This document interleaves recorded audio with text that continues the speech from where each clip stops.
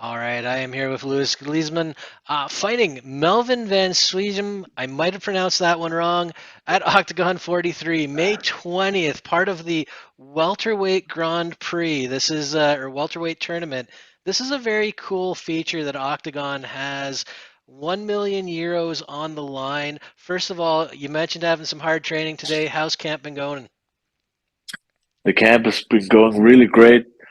I'm in the best shape of my life. I'm feeling really sharp and really fluent in my martial art, and my cardio is great. So yeah, everything is just as it supposed to be. So yeah, right now I'm really tired.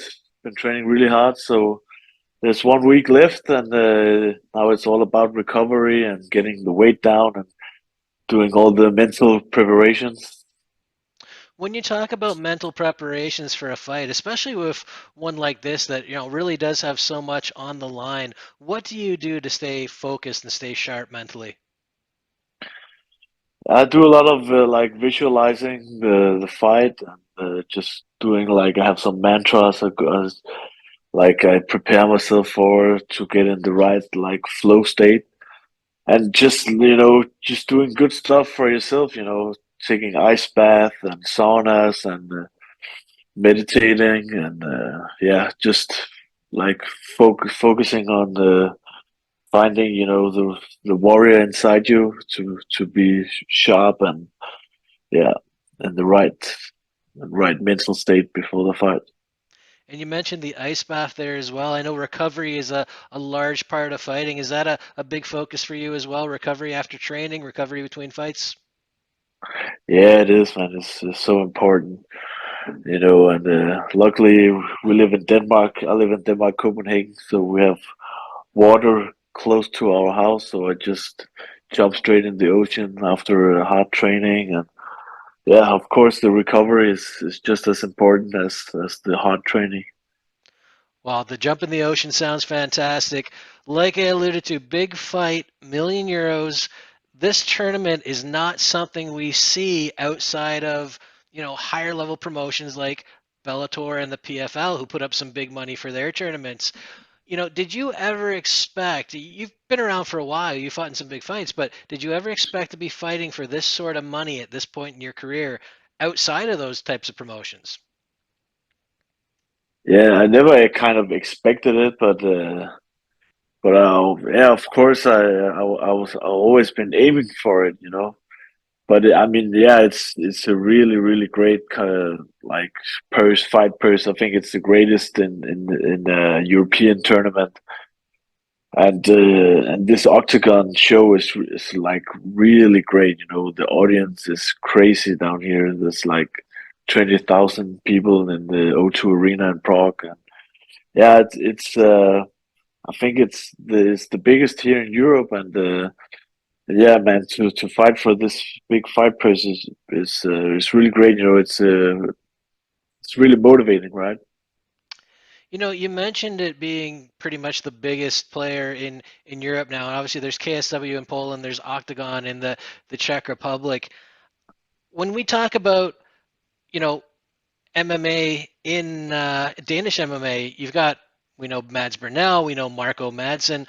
We haven't seen the UFC in Copenhagen for a while. We haven't seen Bellator go there, even though they've got Mads Burnell with them now. What's the scene at home like right now for the sport?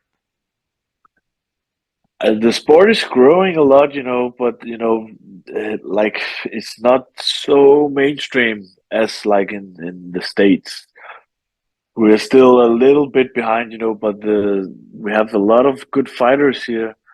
And of course, we had actually a UFC in Copenhagen a couple of years ago, and that was a great show, man. It was sold out, and yeah, I think definitely they should pull event here one more time, because it's also in the middle of Scandinavia.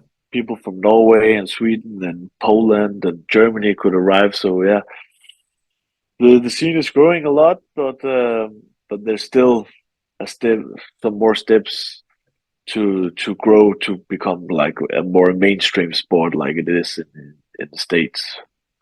Hopefully, one of the big promotions can get back there soon. I know it was, I think, prior to the pandemic for the UFC the last time they got there. Let's talk about this fight, though. Obviously, Melvin van Suijdam, you know, there's a lot on the line. This was picked via lottery, basically, I believe, after your last fight. And I'm curious what you thought about that process. Were you good with that? Would you have preferred it to be more merit based, maybe whoever finishes first, or did it matter? Nah, it's actually not true. I picked Melvin van Suijdam.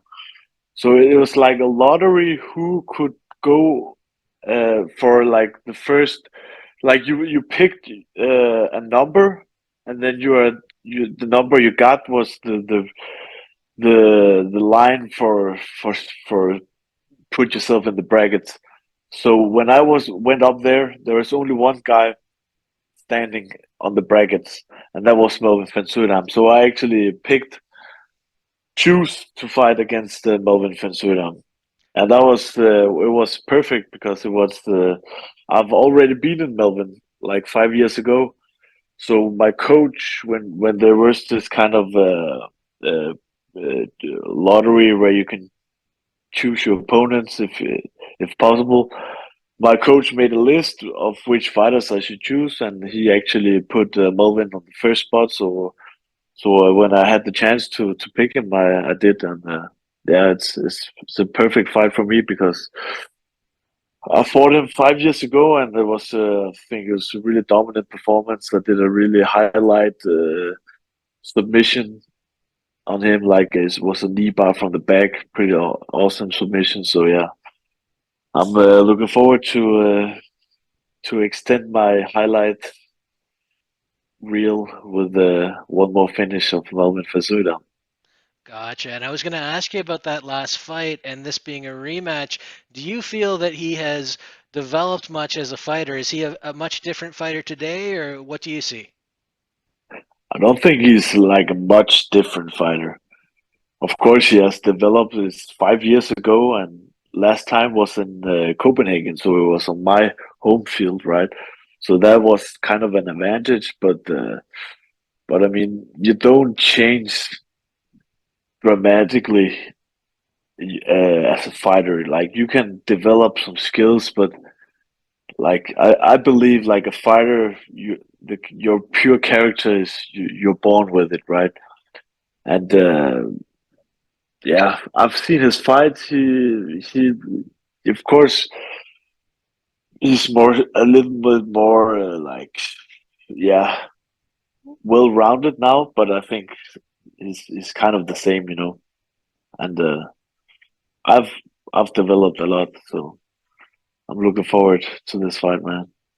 Well, it should be a good one. And obviously, you've got a couple more to go in this tournament. When you're preparing for a tournament fight like this, do you kind of keep your eye on the other competitors, or do you just focus on what's ahead of you and let that, come later?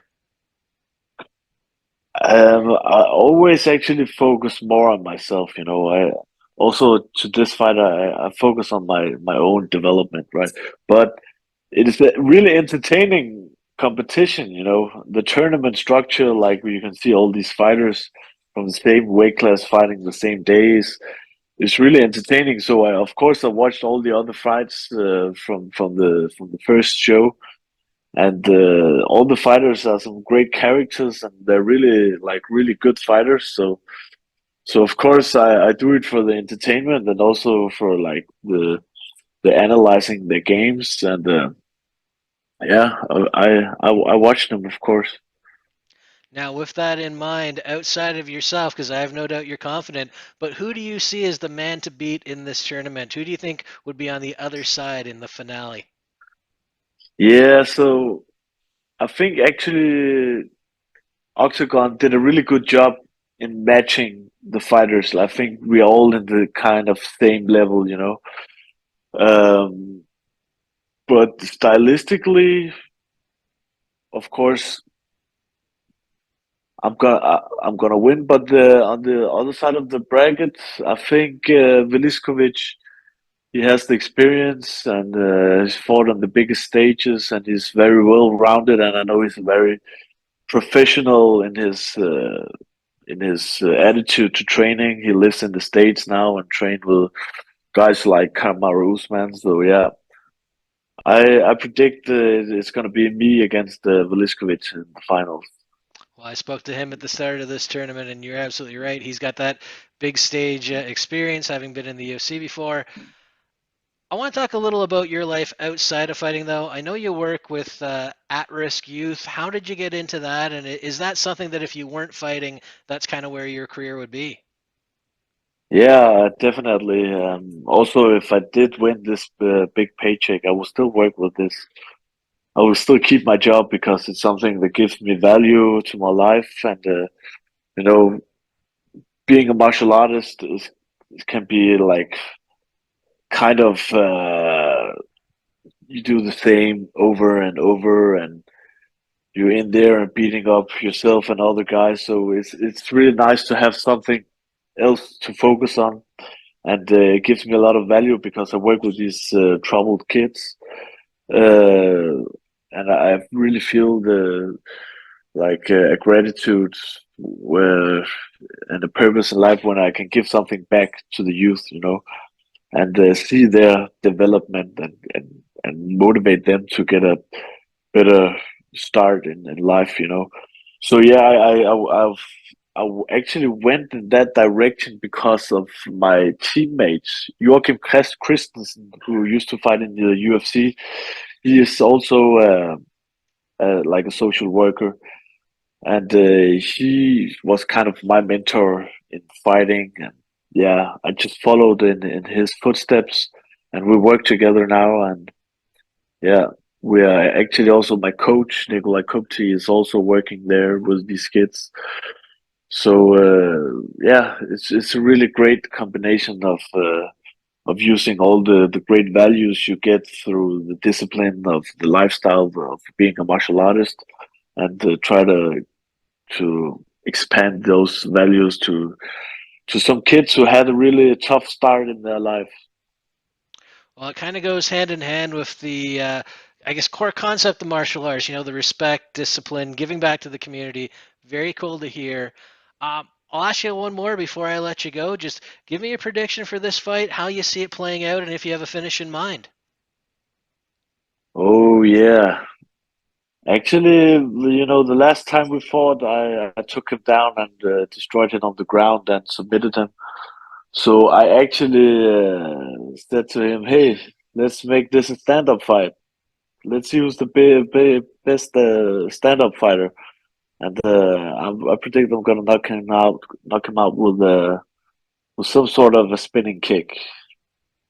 Wow, looking forward to And that. yeah, me too, man. Love it. Love the prediction.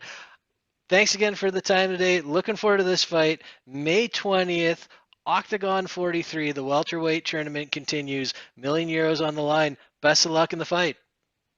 Thanks, mate. Thanks very much for your time. You have a great day. You too, brother. Cheers. All right.